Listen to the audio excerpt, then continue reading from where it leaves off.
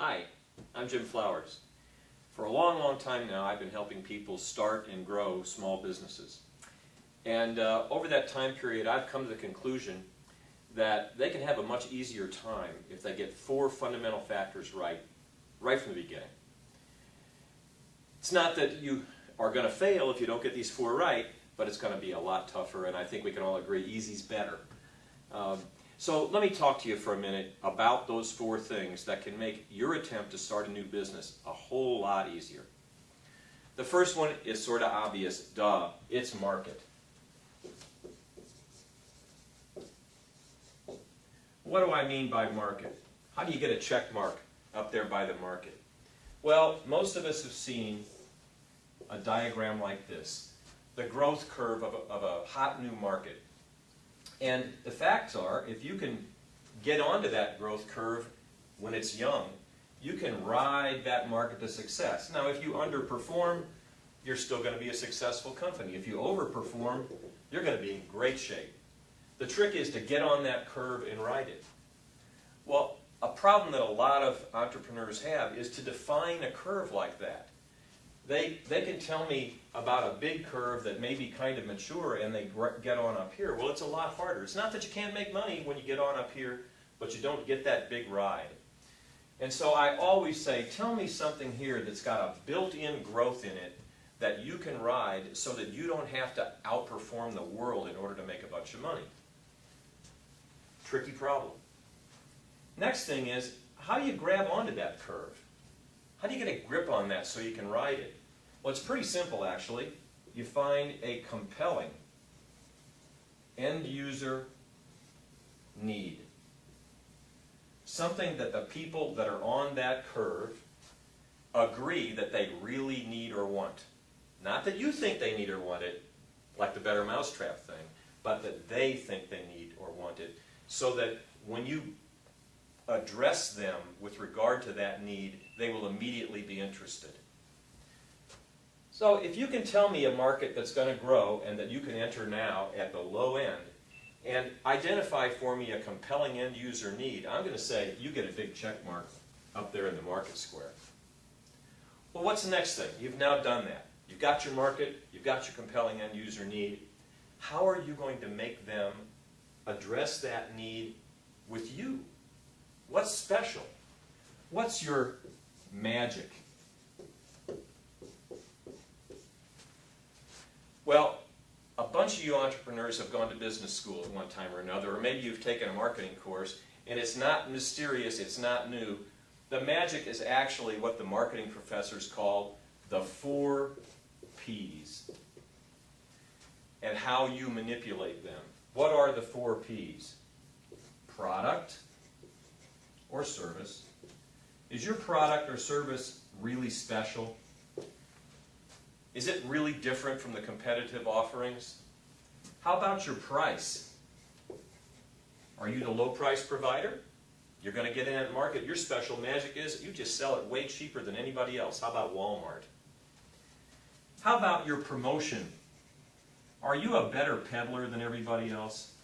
Have you got the catchiest phrase that everybody's going to be saying, or the little jingle they're going to be singing? How would you like to have invented just do it? Not a bad one. And finally, placement, or your distribution channels. Have you got a new way of addressing that market, a different way to take your product to them? For example, we now have people selling word processing software directly off the internet rather than having you install that software in your computer. That's a new way of delivering something people are already buying. Their distribution channel has changed. So what's your special combination of product, price, promotion, and placement that makes you really different from the competition? That makes people say, hey, I want to use your product, your service, to address my compelling end user need. Well, if you've got that, then you've got magic, and you're one half of the way to success. What's the next one? Mentors. Don't we all wish we were as smart as we think we are? The facts are we aren't, but it's not smart that matters. I'm no smarter at this age than I was when I was 20, but I have a lot more data now. And what we get from mentors is not rules on how to behave. What we get from them is information that they've accumulated over time in their travels around the business world that will give us a better context within which to make strategic decisions. Entrepreneurs want to make their own decisions anyway. The mentors are not going to get them to toe the line and do this, and this. But the mentors can give all of you aspiring entrepreneurs a lot more data so that when you actually have to make a decision, you make a better informed decision. So make sure you get some mentors, get them early. You know, a book can be a mentor. It gives you information you don't have. So it's not just the gray-haired wise guys. Well, that's 3 out of 4. The final one is the big deal.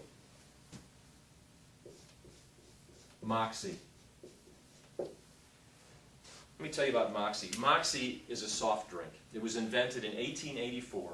It's the state drink of Maine. It's niche popular in New England. And its name became an American word. It was marketed as an energy drink, just like Coca-Cola was. And it turns out now that if you say somebody's got Moxie, it means that they have energy, pep, determination. They have what it takes to get the job done. And it turns out, folks, that the big deal is the Moxie. There are markets out there. There are magical approaches to markets out there. There are mentors aplenty if you just go find them. But what you really have to make a success out of your entrepreneurship venture is the ability to see it through. The Moxie. Because it's really hard. Now, we read stories about the people that had an easy path. They're remarkable because they are remarkable. The real world of entrepreneurship out there is it's tough. You put in long hours, you work hard, you sweat blood, and you risk your family's money. But if you've got the staying power, you're going to be a success. So if you start out by convincing yourself that you've earned check marks for your market, your magic, your mentors, and your Moxie, you're well on the way to an entrepreneurial success. Are there lots of other things you have to do and master? Absolutely. You have to have a good business model. You have to have the right amount of money. You have to do mechanical things very, very well, and so on and so forth. There are lots of things you have to do. But if you don't get these under control early, you're going to have a much tougher time. And my goal is for it to be easy for you. It's that simple.